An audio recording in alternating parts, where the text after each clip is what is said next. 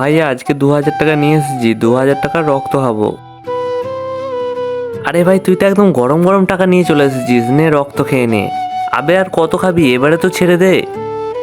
এই ভাইয়া আজকে 500 টাকা এনেছি, 500 টাকা রক্ত খাইয়ে দাও তাড়াতাড়ি। আরে এই নে খেয়ে নে ভাই, তোরই তো সব রক্ত।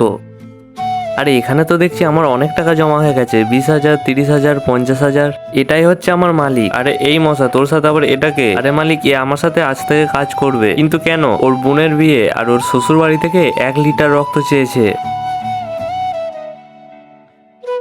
ফাইনালি আমার কাছে জমা হয়ে গেল 10 লাখ টাকা। আরে এই ভাইয়া তোমাকে কি একটা কথা বলবো? হ্যাঁ বল। অন্য সব মানুষরা তো তাদের আশেপাশে থাকতে দেয় না, আর তুমি টাকার বদলে আমাদেরকে রক্ত দিচ্ছ? সত্যি বস, আপনার মতো তো কোনো মানুষই হয় না। তাহলে শুনো মশাই, তোমাদের কাছে আর কি বা লুকাবো? আমার হয়েছে একটা বড় রোগ, আর সেই বড় রোগটির নাম হচ্ছে ক্যান্সার। হ্যাঁ ক্যান্সার হয়েছে মানে? তাহলে আমাদের কি হবে? এখন আমি এই 10 লাখ টাকা দিয়ে চিকিৎসা করব আর ভালো হয়ে যাব, আর তোরা সব শুয়োরের মতো মরে যাবি। আরে এই শালা তো আমাদেরকে বোকা বানিয়ে দিল, এখন আমরা কি করব?